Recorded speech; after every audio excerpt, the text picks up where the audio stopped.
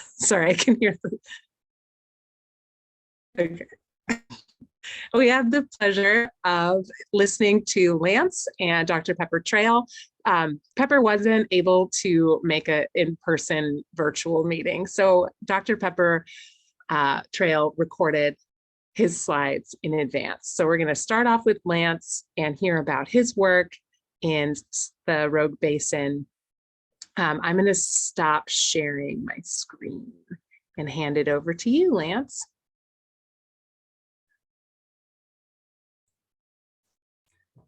All right, I will start sharing my screen.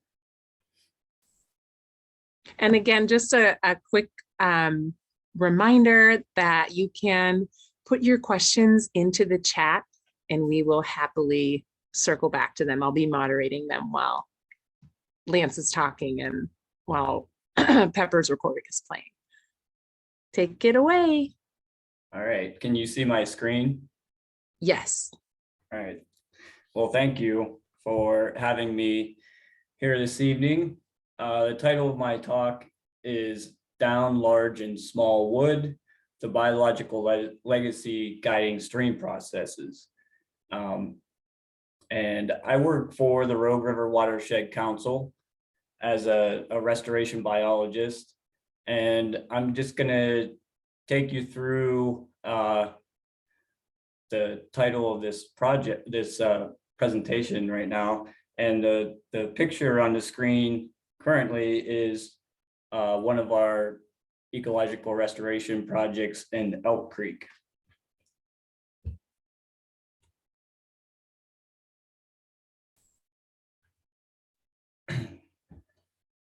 So what do I mean by stream processes and why does that really matter? So if you kind of take a 30,000 level view, like this picture on the right side of the screen, stream processes are basically founded in some very general characteristics. So you have to think about the geology of an area, the basin area, which will determine how much water is flowing down a stream or a river, and in a volume measurement that's also known as discharge, the slope of the area. So how steep is the gradient or how low is the gradient has a lot of determining factors to the stream process. And then the valley width. So that's also referred to as the floodplain. And as you can see in this picture on the right, it has a fairly wide valley width. And so this river is going like kind of like a snake down through the landscape, which is also known as sinuosity. So those are really kind of general, very important determining factors in how stream processes work. So the other part of kind of the subtitle of my talk is the biological legacy that large and small wood has. So if you kind of think about it in general terms, one of the more important, I think, biological legacies that a log or a downed tree has in a stream is it will create side channels. So these pictures here, one's of a drone on the right, and then with the circle and the little arrow pointing that to down on the ground where I took this photograph, there's a accumulation of large wood, and it has actually pushed some of the channel down into this side channel. The other interesting things that happens with large wood in a stream is it'll create what we've referred to as pools and riffles. So riffle is kind of that shallow area that you can walk across in a stream, and in a pool, I think everyone's probably went swimming in a creek or a river at some point in their life. Those are channel forming attributes that large wood has huge contributions to. So another, what I would consider to be biological legacy of a log is it actually helps store water on the what I named as the floodplain, or in that valley width. So I have this picture, another drone picture that River Design Group took, and you can see this is actually on a restoration project as well in South Fork, Little Butte. You can see I have some arrows here. That's the flow of water going out onto the floodplain from the creek, and it also comes back from the floodplain into the creek. So there's a lot of exchange. So it's kind of storing water. That water can get released longer into the growing season. And it also has some other factors like cooling the water. So I have this yellow oval here. That's a gravel bar in a riffle. And so at that point, the water, there's some water flowing below the channel that I'm going to talk about in a little bit that has some cooling effects on the stream. Kind of the third point I'd like to make about the biological legacy that wood has is, it's another picture of a restoration project that I work on. And there's, logs laying there in the creek. And if you kind of look outside, waters has obviously been flowing in a higher flow event onto that floodplain, and having really, really positive effects on the riparian forest growth. And I'll talk a little bit more about that in a couple of minutes. And kind of the fourth last biological legacy that I'm going to mention today is the creation of habitat, and that's more in the stream that I'm referring to here. And again, there's a picture, underwater picture of a bunch of coho salmon in a pool of one of the restoration projects that we added large wood to. So that's kind of the why I'm talking about this and a little bit of what it means.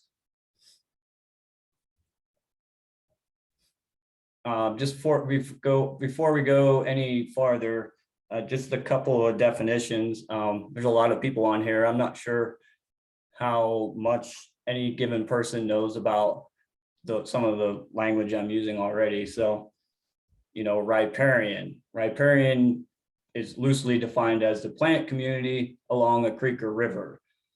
And there's a nice picture again of South Fork, Little Butte, where I work a lot, of a really native intact riparian forest. So I've already been talking about large wood, and what defines large wood? It's a down log with a diameter and a length large enough to stay in place. And that doesn't mean it's going to stay in place forever, but it does get caught and starts contributing to those stream processes that I was talking about. These are two pictures of logs that we placed in creeks on restoration projects.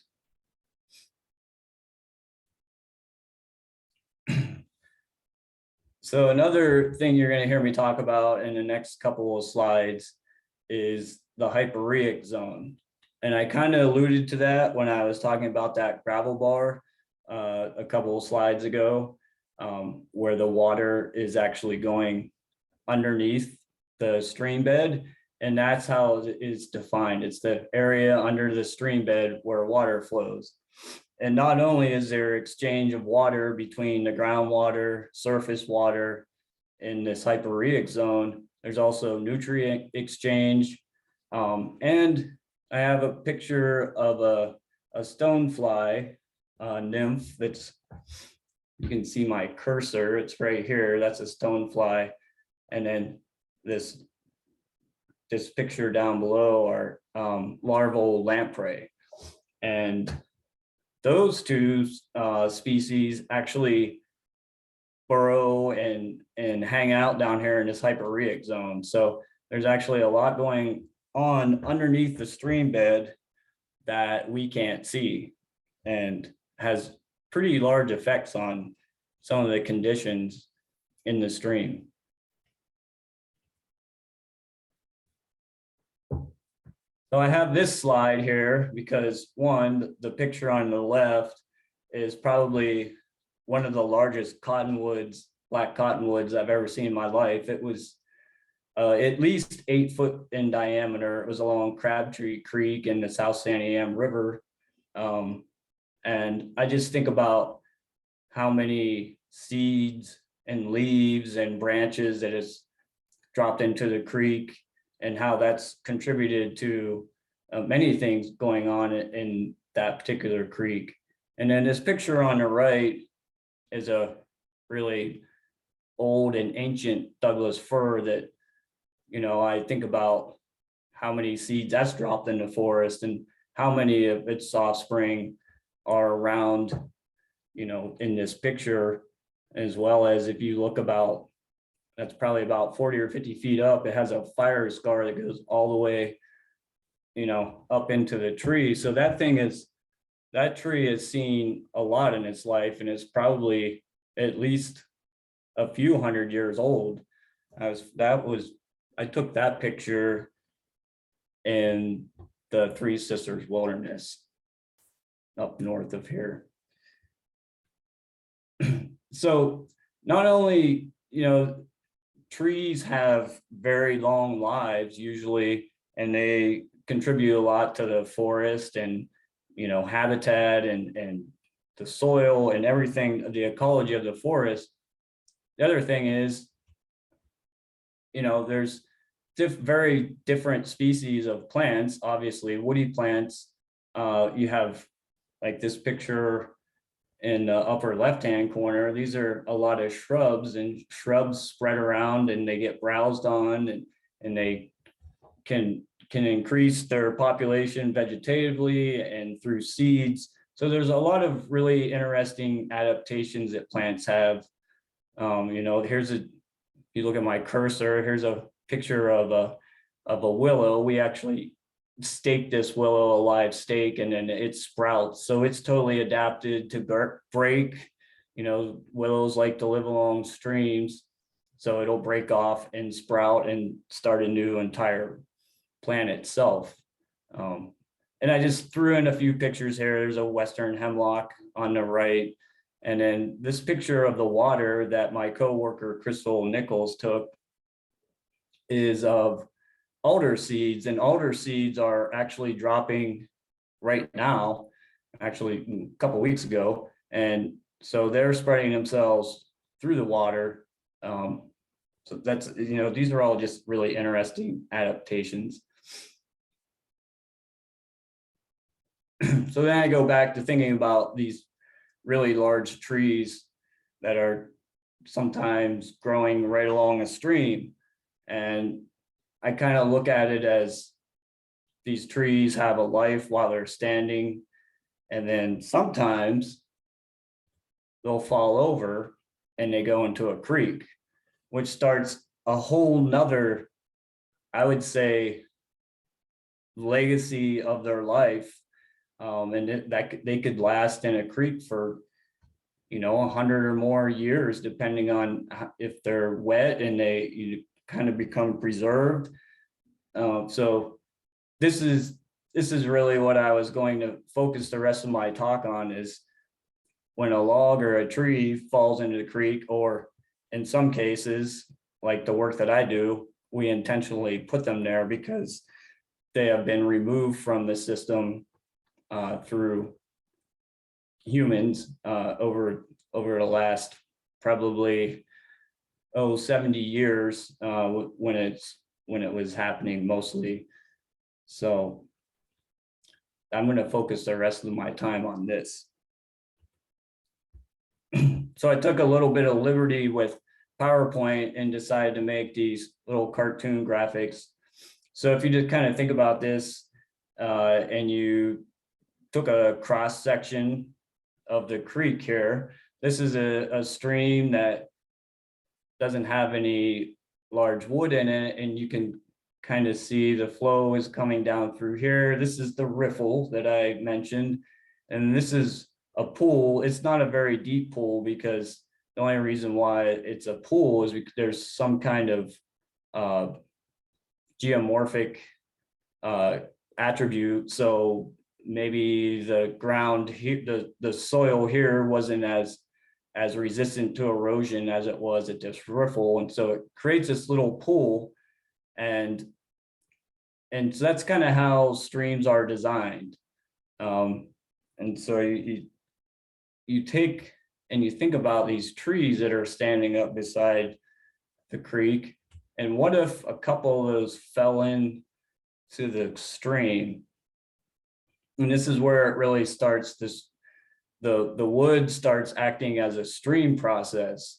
So pretty immediately when a log or a couple of logs fall into the stream, it's slowing the water down here, and there's things like smaller gravel start dropping out of the water column and start collecting kind of upstream of it. And then in the winter time, when the flows get really high, there's water and it's maybe pouring over these logs, and then it creates a deeper pool, and it slows the water down. And so you also have gravel that is kind of falling out on this next riffle downstream.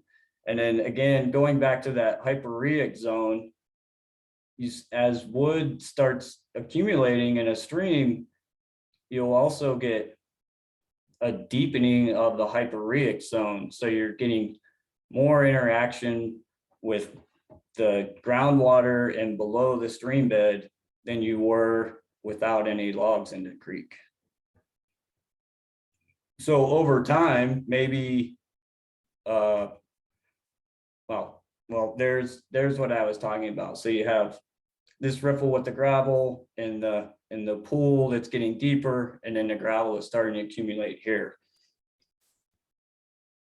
So if maybe a few more logs, a few more trees fall over, or maybe someone like myself or my coworker John Spees comes along and adds some wood into the creek, over time you start getting an even deeper pool, which has really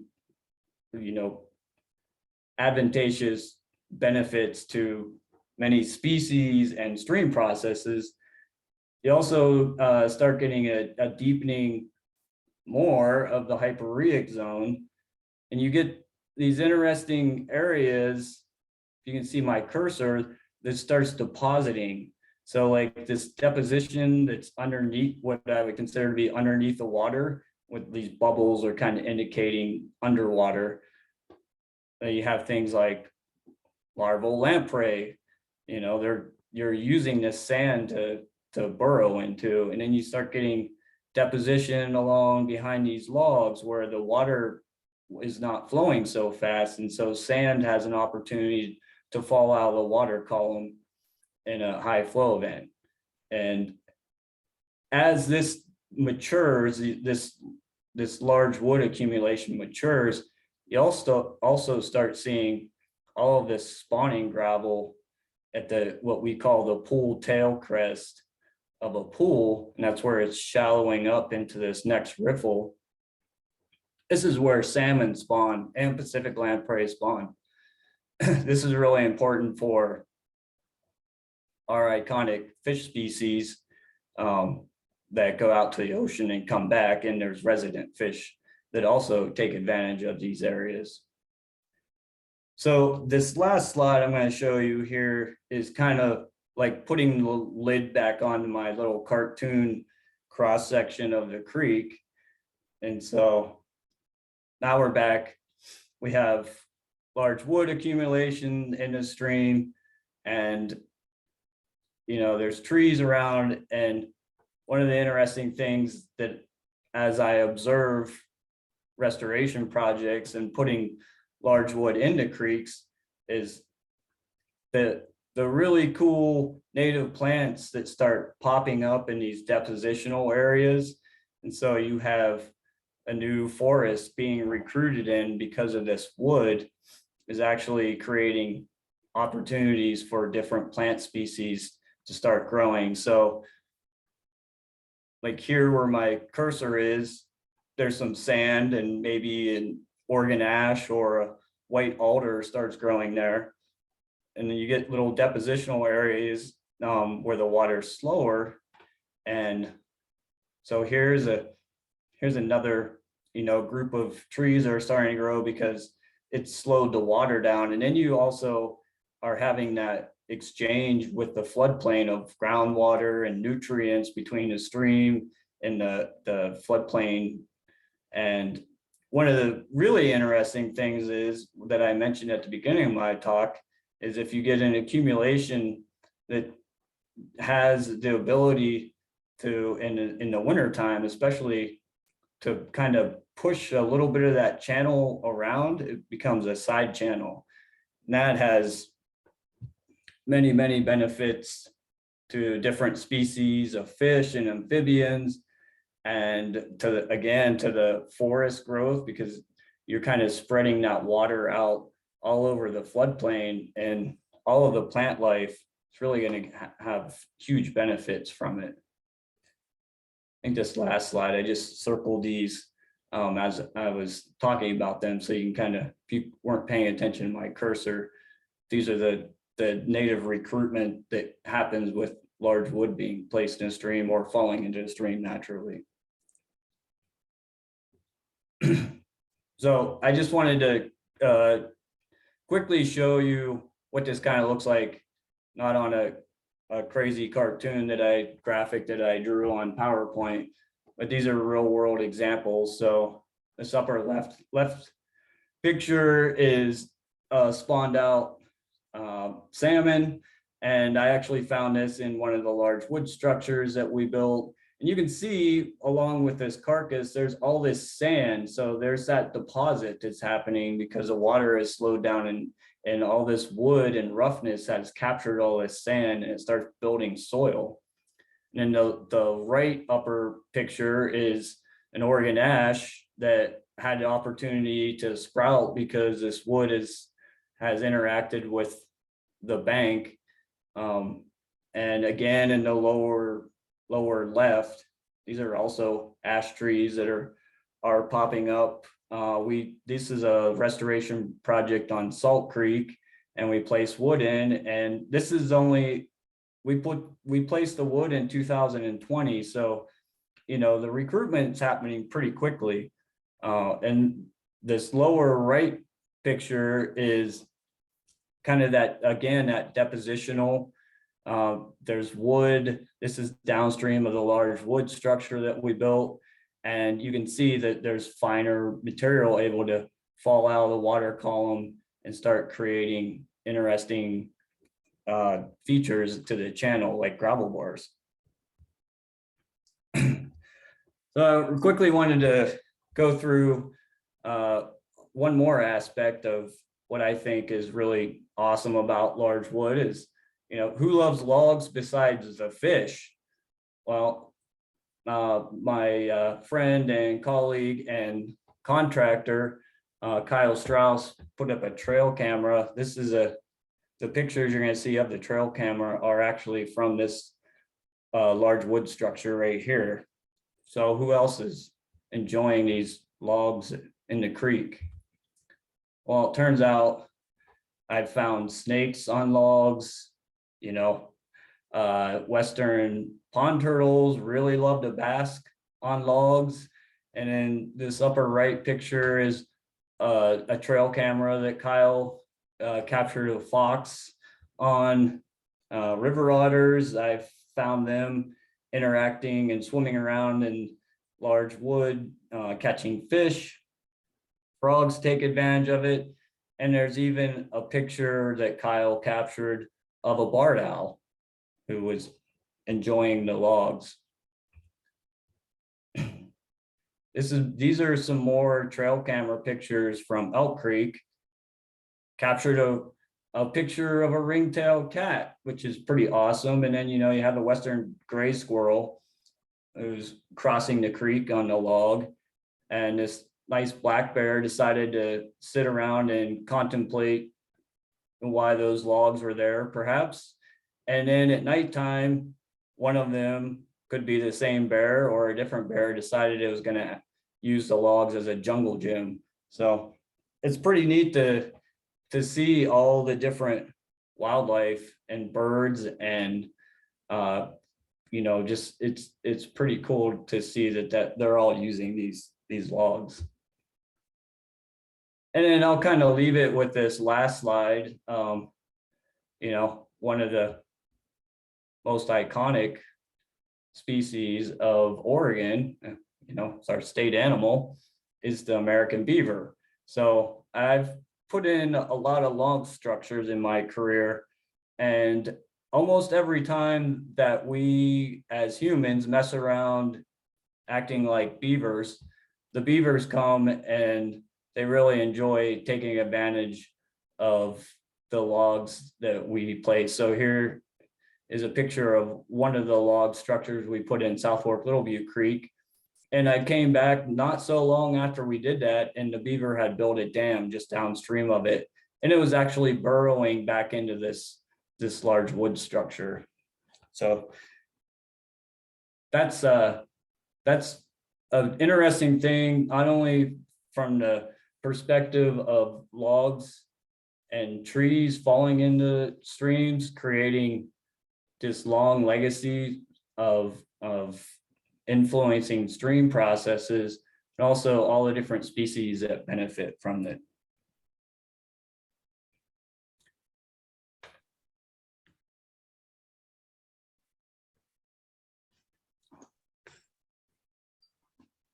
Great, thank you, Lance. Thanks so much. Those pictures are amazing. That's awesome that beaver, that's a great picture of them just showing right up. I think we're going to switch over to Pepper's recording, Teresa, if you're ready. Maybe while Teresa is loading that, the RVAS folks can unmute for a moment to say hello and just maybe say a word or two introducing Pepper and welcome some of your folks. This is a joint talk this month. And so we just want to say some words to some of the folks that have been hosting. So Lance, like he mentioned, is from the Rogue River Watershed Council, and there is the bird folks that are joining us, and I think there also might have been some SOLC co-hosting as well. Oh, Erin says she's not able to unmute or video. Oh, it might have to do with the recording. Sometimes I'm not sure why that happens. It said mine's saying that she's unmuted, and I couldn't mute her now. I just go for it. I just changed the setting. There you go. Okay. Oh, we're unmuted now. Okay, can you hear me? Yep. Oh, great. I can't do my video, but you know what? I'm just okay with that. Totally fine with it. So hi, I'm Erin Ulrich. I'm the Rogue Valley Audubon president. So thank you, Rachel, for inviting us and including us in your program tonight. We appreciate it. And I think a lot of what we do Okay. definitely connects with each other. You guys are care about the plants and streams and wildlife, and we are concerned about all the same things. So we appreciate the partnerships, and hopefully we can continue to do this in the future. For those who are not familiar with Rogue Valley Audubon Society, we are the local chapter in Jackson County of the National Audubon Society. And our mission is to support the conservation and restoration of ecosystems so that birds and other wildlife may flourish and contribute to our planet's biodiversity, much like what you guys are doing there as well. Our chapter meetings are held on the fourth Tuesday of the month from September through April. And we have a lot of really great speakers as well, including Dr. Pepper Trail. And some other really cool stuff about birds and about wildlife and restoration and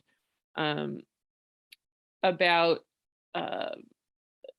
recovery after wildfires. And we had something last year about the recovery during after the Mount St. Helens eruption, which was really cool.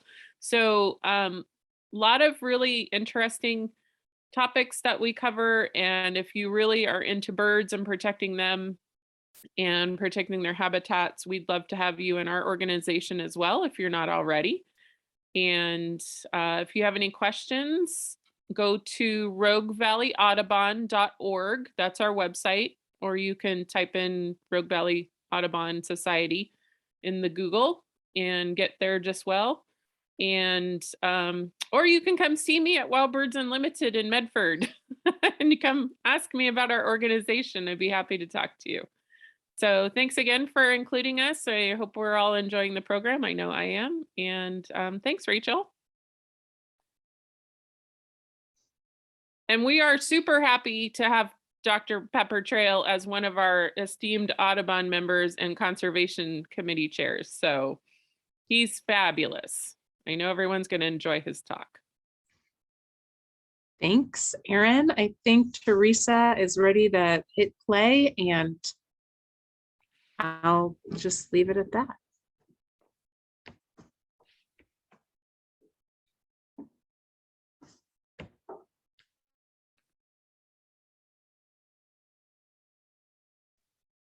I can't hear him, Teresa. Can anybody else hear him yet? I also can't hear him. Nope. I can't She hear. said that might happen, so she's gonna fiddle about and make it all wonderful in a moment. Thanks. Let me try again. Maybe while she, go ahead. It's just like Pepper's here. You wouldn't know it. Hi, everybody. I'm Pepper Trail. Sounds good. One more setting, if you don't mind me, just fiddling for a second, just to make sure everyone can hear perfectly.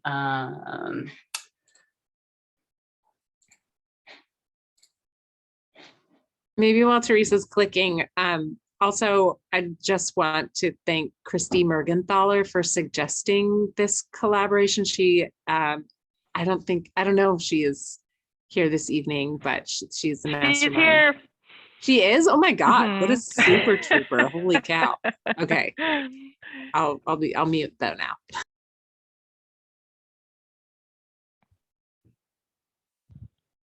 Hi, everybody. I'm Pepper Trail. I'm the conservation co-chair Sounds of good. the Rogue Valley Audubon Society and an ornithologist in the Valley. And today I would like to contribute to this Deadwood and Healthy Habitat Symposium by talking about the importance of snags, especially, and deadwood for wildlife and particularly for birds. So I'm going to start my little presentation here.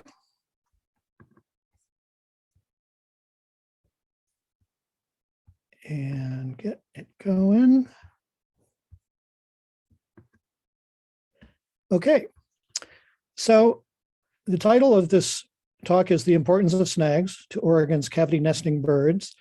And of course, here we have a picture of a very beautiful male American kestrel at his nest entrance in an old snag. Kestrels are one of our relatively few raptors around in Oregon that nests in cavities, although of course a lot of owls do. So there's a whole diverse range of species that use cavities and snags for a whole variety of very important parts of their life history, including feeding, roosting, and nesting. And we probably most commonly think of cavity nesting birds in relation to their nesting use of snags, of course.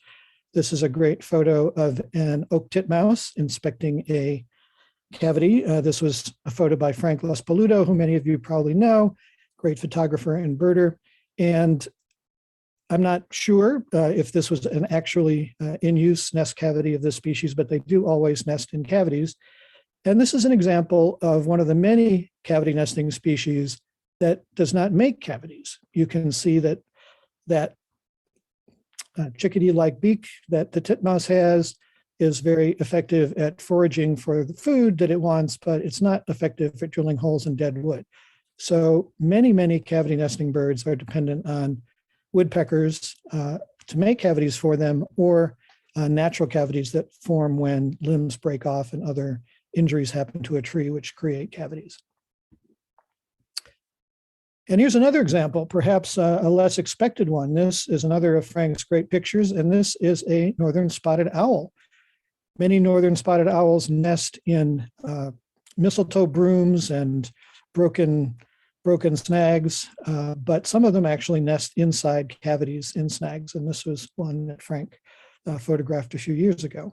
So even this endangered species is dependent on cavities for some nesting activity. And one of the reasons why this symposium was organized and why we're talking about the importance of deadwood and snags is fire, and specifically for folks in Southern Oregon, the Alameda fire, which happened, of course, a year and a half ago along Bear Creek and the Bear Creek Greenway, and much of the Greenway suffered quite a lot of damage from the fire. This is a photograph from the bridge on the Bear Creek Greenway over Bear Creek between Ashland and Talent. This was taken a few months after the fire, and you can see that quite a few of the trees were killed by that fire. But that was a relatively minor fire compared to some of the really huge ones. This is a photograph of the horrific bootleg fire in Eastern Oregon this past year. And that was the fire that generated a fire tornado and was one of the largest fires in the United States this year, and very large areas of forest burned. And when confronted with all of this dead wood, managers of public and private land are often tempted to do salvage logging and other operations to remove what they see as either useless material or material that needs to be monetized very quickly before it decays, the wood that has been killed by fire. And that activity, salvage logging and clearing of burned trees and snags, has a very great impact on the ecology of the forest. Other folks, I think, in this symposium will be talking about the impacts of the loss of all the nutrients that are represented by the decaying wood. And there's also a huge impact on wildlife from the loss of all of these snags. So just a quick review of some of the many uses that birds put dead wood to. This beautiful creature, as most of you know, I'm sure, is a pileated woodpecker. And on the right is a different snag that a woodpecker, a pileated, was really just demolishing in its search for carpenter ants. After trees die from fire or disease or other causes, their wood becomes a resource for many species of insects. Carpenter ants are one, and they're a particular favorite of pileated woodpeckers, but there are also many boring beetles. The beetles are not boring, but they bore holes in the trees and lay eggs there, and their larvae feed on the wood. And of course, all of those insects that use dead wood are very important resources for woodpeckers. And some are really dependent, in fact, on burned forests. This is a black-backed woodpecker. The photograph on the right is some of the dead trees that are still persisting on Grizzly Peak from the fire that happened there in 2002. And studies have shown that black-backed woodpeckers are really tied to fire for their ecology, for their life history.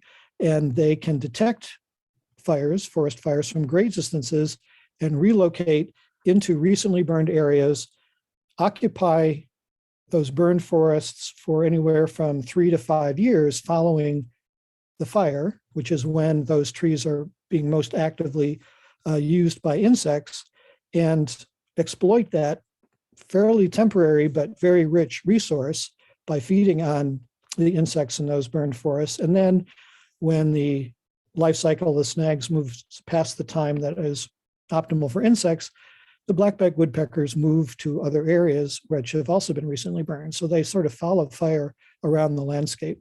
And if there is not sufficient fire, then the woodpeckers' populations are very much reduced as a result. And there are other uses that birds put snags to, including as perches for use in their foraging activities. And sort of my favorite example of this is the olive-sided flycatcher, which I think of as the peregrine falcon of the flycatchers. This is a species that perches very high in, especially on the tip tops of snags, very tall emergent forest trees, sometimes in live trees as well, and sallies off high, high, high in the air to snatch insects out of the air. So it's a species that lives right on the top canopy layer of the forest and forages in that open air and uses these snags as perches. And of course, one of most people's favorite birds, the acorn woodpecker, very familiar in Southern Oregon. These incredibly charismatic and social woodpeckers live in complex family groups that cooperate together to create these amazing granary trees. All of the holes are made by the woodpecker group, and they fill them with acorns in the autumn and then live on those stored acorns through the winter when the acorn crops have been taken from the trees. And they defend them against other woodpeckers and against squirrels and jays and everybody else with great enthusiasm. So they're really wonderful birds. And this is a very stark example of the misguided cutting down of snags. Following the Almeida fire, a very large granary tree, which was in Ashland near the bridge over the Greenway in Ashland, was cut down. It had been killed by the fire, but it was still full of acorns, had thousands and thousands of holes, was still being actively used by the woodpeckers, and was really posed no threat whatsoever to the Greenway. It was not in an area that was likely to fall and be any kind of a public hazard. And for some reason, which I cannot fathom, it was cut down as part of their clearing operations following the fire, and that granary tree was destroyed as a result. So now I want to review some of the species which are highly dependent on snags and deadwood for nesting. 18% of Oregon's breeding bird species, which are about 300 breeding bird species in all, are considered to be in the cavity nesting guild, the group of birds which is dependent on cavities for their nesting.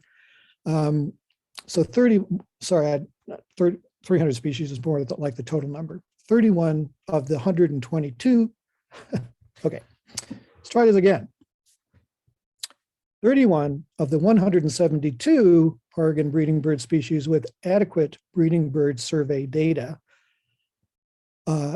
are considered to be in this cavity nesting guild. And the breeding bird survey is a nationwide, continent-wide survey that's carried out every summer on particular routes, and it forms the baseline for long-term population trends for many, many bird species. The good news is that the cavity nesting birds seem to be doing a bit better overall than Oregon birds. 19% of the cavity nesting species are declining versus 33% of Oregon birds overall. Many of those other declining species are grassland species, which have been particularly affected by development in agriculture and other habitat conversion. So 19% of Oregon cavity nesting birds are in decline. And these declining birds include some very familiar and beloved species, including wood duck, American kestrel, western screech-owl, Vaux's swift, tree swallow, violet green swallow, white-breasted nuthatch, black-capped chickadee, chestnut-backed chickadee, and mountain bluebird. And the species with those little asterisks were statistically significantly declining. In other words, the breeding bird survey statisticians do very complex analyses to try to determine how meaningful declines or increases in populations are. And they concluded that American kestrel, tree swallow, violet green swallow, black-capped chickadee, and chestnut-back chickadee are significantly declining based on their data. And some of those declining species are declining not just in Oregon, but almost across their entire range. These are two maps that the Breeding Bird Survey puts out, and on the left is the American Kestrel, and you can guess that red is bad. Red is showing declines of greater than 1.5% per year, a decline of 1.5% per year. So over 20 years, that would be a 30% decline. So pretty serious. And you can see that little corner of Southern Oregon where we are is in a blob of red for the American Kestrel. On the right is the chestnut-back chickadee, and you can see there's red almost across its entire range, with the exception of a green spot where it's, or sorry, a blue spot where it's actually increasing, kind of up in the border of Montana, Idaho, and Canada. But you get the impression that these two species, even across their whole range, are not doing very well. So let's look at some of those species more specifically. Quite a number of ducks nest in cavities, and this comes as a surprise to lots of people. The most familiar one is the wood duck as a breeding bird in Oregon. Many of you have seen wood duck boxes. Maybe some of you have put up wood duck boxes by your ponds, and they use those, and the little ducklings jump out when they're done and are led off to the water by their mother. But other ducks, like buffleheads, for example, are also cavity nesting ducks. So this is a picture of these cute little ducks. And here is a graph from the Breeding Bird Survey over time. This is Oregon data from the Breeding Bird Survey. And the three lines show the average population levels, and that's the black line. And the two red lines are the sort of upper and lower bounds of the standard deviation of those declines. So that's a statistical measure. So basically just pay attention to the central black line, but they all show the same trend. And this shows data from the late 60s through 2020, showing the decline in populations of wood ducks in Oregon. So here's the next one, the American Kestrel. We've already talked about that little falcon that depends on cavities made by, especially by flickers for their nesting. They can't make their own cavities, of course.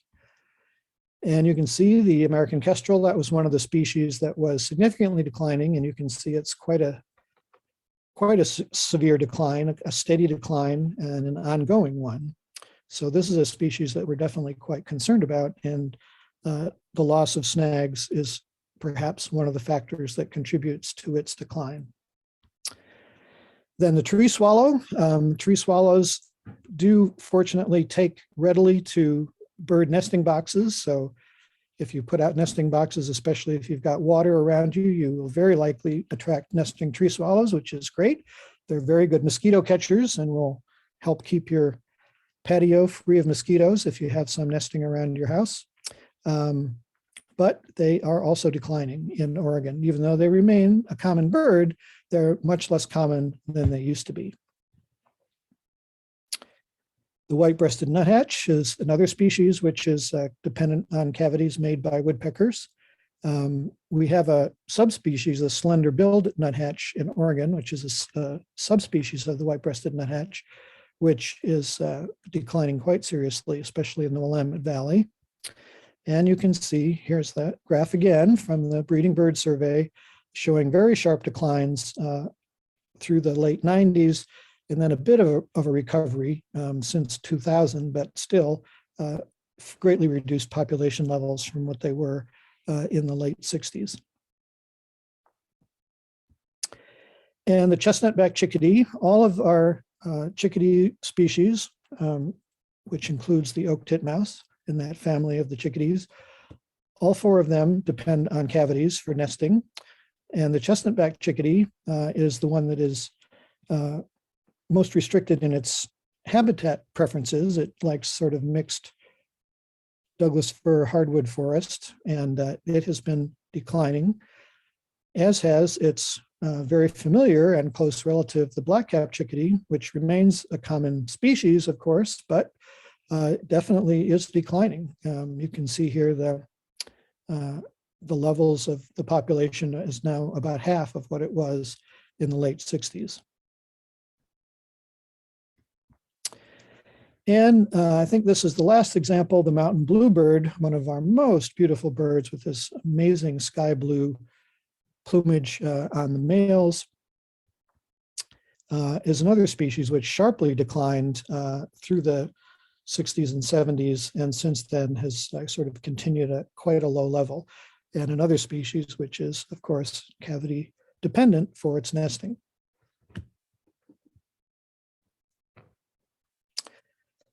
But I am an ornithologist, but I don't want to definitely don't want to ignore the importance of cavities for other kinds of wildlife, including a variety of mammals.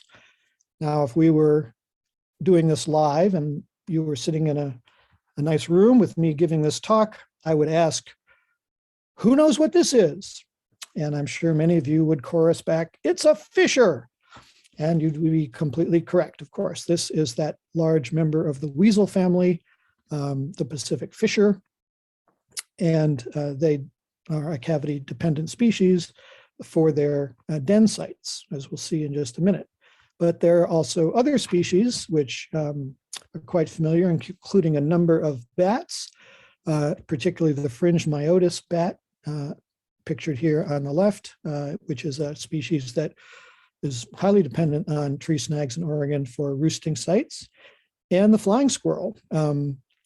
Our flying squirrel here in Oregon is now called the Humboldt's flying squirrel. It used to be considered the same species as the more widespread northern flying squirrel, but studies have shown it's our own species. And in addition to being incredibly cute and adorable, they're also favorite foods of spotted owls. So ecologically very important for spotted owl survival, and they depend on cavities for their nesting and breeding behavior. And when I was doing some research for this study, I came across this great publication put out by biologists for the Forest Service working in California, where they have pictures of all these den sites for fishers that they discovered in the course of their work. And I have mostly think of fisher den sites as being close to the ground, under stumps or in logs, for example, other kinds of dead wood, very important, of course. But they also definitely use snags. And I love this picture. This shows the whole snag on the right, and then the fisher climbing up on the left and jumping in with just the tail and the legs sticking out, just sort of diving headfirst into the snag, into this hole, this den site, about 50 feet up in this ponderosa pine snag. So if I saw a hole like that in the forest, I never would think it was a possible fisher den site, but obviously I learned something through this talk. But there's no doubt that when snags are removed and salvage logging or other operations are carried out, it's a huge loss to wildlife. It's a huge loss to wildlife directly in terms of food sources for woodpeckers and many other species which depend on insects that live in deadwood. It's a huge loss for the forest in terms of all of the nutrients that are held in the wood as it slowly decays, if it's allowed to remain. And it's a huge loss in terms of cavities for cavity nesting birds, bats, and other wildlife. So the kind of very harsh and brutal salvage logging that occurs in some areas, mostly on private lands, but also on some public lands, is just extremely destructive. And although it may return some short-term economic value, the long-term damage to the environment is very serious. And that kind of mentality does also extend to areas like the Greenway, where there is of course, legitimate concern for public safety. If there are a lot of dead trees and they're right along a road or a public thoroughfare, there does need to be some removal in order to prevent possible accidents to the public. But in my opinion, much of the clearing that has been done along the Bear Creek Greenway was too harsh, too severe. Trees were removed that did not need to be removed for public safety. A prime example being that acorn woodpecker granary. And through presentations like this and through conversations with land managers by groups like Rogue Valley Audubon, Southern Oregon Land Conservancy, watershed groups, and others, hopefully we can contribute to a conversation leading to a more balanced approach that respects and understands the value of dead wood and snags particularly. And I'd like to close with a poem. Some of you know that I'm a poet, and I wrote a poem a few years ago dedicated to snags. It's called Bodhisattva, which of course are the enlightened beings in Buddhism.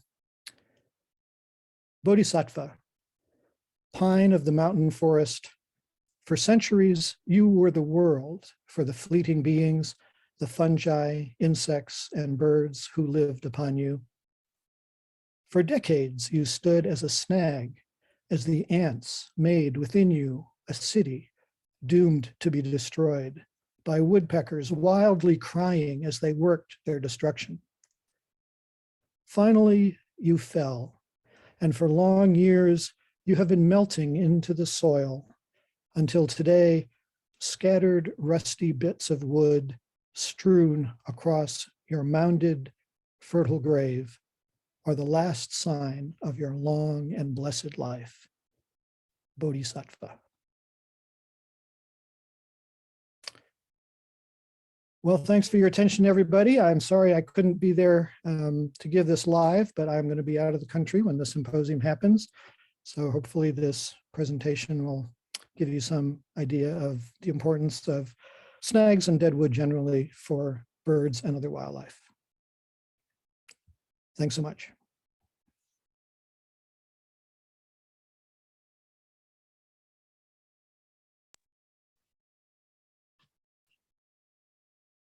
Okay, well, that was really great. We got to connect with the bird people more. They end talks with poetry. And I think that's how a lot of us feel about our respective disciplines and our constituent, if you will. It's a really nice, refreshing take on things. So unfortunately, Dr. Pepper isn't here to answer questions, but I think that we have a few questions for you, Lance. Have you read them? You can read them yourself if you want. They're in the chat, or I can read them. I think I found a few of them. I think the first one that I saw was Artie Kirch. So you could scroll up to that at 746. But there's some other great comments in there prior to that. Let's see, 746. What injuries has the Rogue River experienced that would require restoration? Well, one of the points that I made in my talk was the historic removal of large wood, not only in Oregon, but throughout the Pacific Northwest. So one example of that kind of injury would be the 1964 flood that happened all the way up and down the Pacific Northwest. At that time, the idea was that all of these trees came down and they floated and they created these large wood accumulations in the creeks. And the information that was being used at that time suggested that these were becoming fish passage issues for the returning salmon. And so if you ever have been camping along a creek on national forest lands, there's all these spur roads that people make campsites at. Those were all sites where they went in and they pulled all of the logs out of the creek. And so that's one example of an injury to the creeks, not just the Rogue River itself, but some of the tributaries. There's other examples of that, splash damming when they were logging heavily back in the early 1900s and then even into the 40s. Also, you know, I not only put large wood in creeks, part of the whole project is also the removal of noxious weeds like Armenian blackberry, which is all over the place. So we get rid of those and return the native riparian forest over time. So those are just a couple examples. Thank you for the question. Yeah, I think that historical context, I think a lot of people can understand impacts to rivers, but the spur road is kind of a great like ecological sleuthing clue. That's kind of handy. Yeah. There's also a couple comments farther up. People love your cartoons. Those are so great. I can't believe you made those. That was fun. I'm gonna keep Yeah. going. I'm gonna keep experimenting with that. Great. Just wanted to make sure we Did we? noted that. How about up?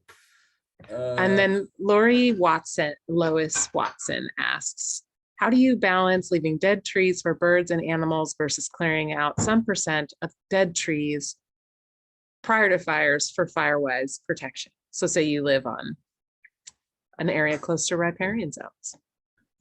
Well, as far as riparian zones, there are protections, legal protections that you can't go in and remove trees on certain streams. That gets into a lot of detail. As far as the trees, when we place logs, they are sourced from somewhere else, usually outside of that riparian. It's usually called something like I can't think of the name of it right now. It's a buffer. And I think that question is probably more geared towards the upland. Thinning out forests. A lot of landowners who I work with also own uplands, and they're starting to thin out some of their dead and dying conifers to reduce fire risks. So there are different strategies to that depending on and that's where foresters and forest ecologists, people can really have informed decision-making tools to give prescriptions of thinning, how much and where at and things like that. So I'll probably leave it at that. I'm not a forester.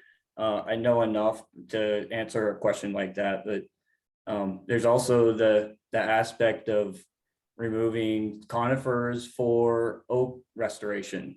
So that's happening too around here.